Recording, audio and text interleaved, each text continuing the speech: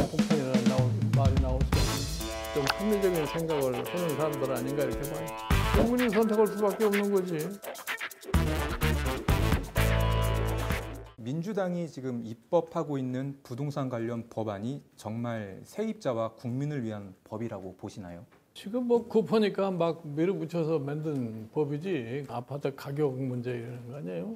그 가격 통제라는 것이 결과적으로 성공한 예가 별로 없어요. 지금 현재 부동산 가격이 뛰고 하는 거는 소위 부동산 소유자들한테는 과실이 없어요. 경제정책의 총괄적인 실패가 그러한 결과를 갖다 가져온 건데 그 결과를 갖다가 세금으로다가 부담을 하라고 그러니까 세금 폭탄이라는 말이 나올 수밖에 없는 거죠. 윤석열 검찰총장이 어제 민주주의 허울을 쓴 독재는 배격해야 한다.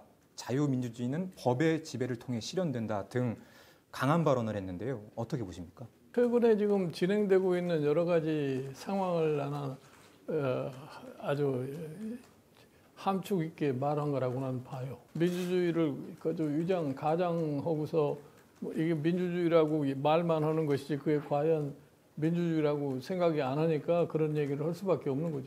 갑작스럽게 뭐 서울의 아파트 값이 비싸서 부동산 값이 뛰니까 마치 그거를 피하려고 하는 그런 형태로다가 얘기를 끄집어낸 거 아니에요. 일방 독주를 하니까 나라가 네 거냐 하는 식으로 나올 수밖에 없는 거죠. 지금 이 정권이 거의 4년 가까이 돼가는 정권 아니에요. 그동안에 뭘 했길래 이제 와서 그런 핑계를 대. 서울이라는 거는 국제적인 그래도 위상을 가지고 있는 도시인데 이거를 그냥 간단한 논리로다가 이전해야 되겠다고 하는 것은 아마 국민이 납득을 하지 않을 거예요. 장관이 그런 정도 수준밖에 안 된다는 건 보통 문제가 아니야. 그 철통같이 방어태세를 갖춰야 된다는 국방부가 그거를 모르고서 북한이 발표한 다음에 알았다는 거는 아마 상식의 나는 조치라고 생각을 해요. 그에 응분에 대한 책임을 져야지 뭐 국방장관이. 윤석열 총장은 검찰총장으로서 자기 본분을 다 지키려고 하는데 그것이 현 정부에 소속된 사람에게 좀 불리하게 작용을 하니까 이제 역공을 치우는 거 지금 과정에 있는 거라고는 봐요.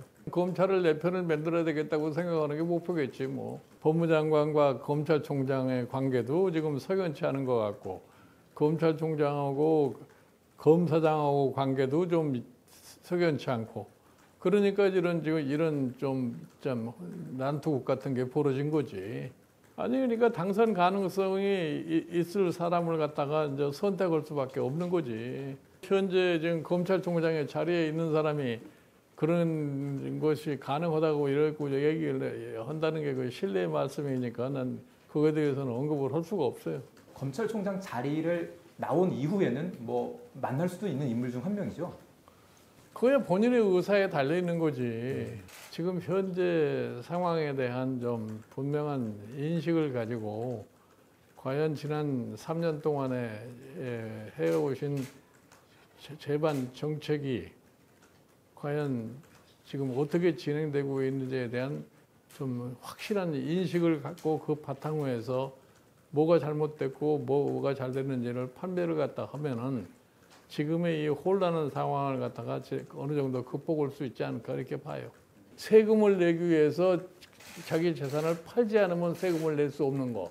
그런 과세는 하면 안 된다는 얘기야. 이낙연 전 총리나 김부겸 전 장관 같은 사람들이 다 나는 합리적인 사람들이라고 생각하는데 최근에 이제 당권 경쟁과 하는 과정에서 발언들을 하는 거 볼 거 같으면은 저 사람들이 왜 저러지 하는 생각이 든다고. 지금은 뭐 소위 대표 경쟁을 하기 때문에 좀 원래 자기의 속마음도 아닌 얘기를 갖다 하는 것처럼 보이는데 내가 보기에는 다 이제 대표가 정상적으로 되면은 좀 합리적인 생각을 하는 사람들 아닌가 이렇게 봐요.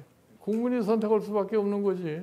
과거에도 보면은 전직 대통령이 자기 후임자를 자의적으로 선택할 수 있다고 생각하는 사람들이 있었는데 그게 한 번도 성공도 해본 적이 없어요.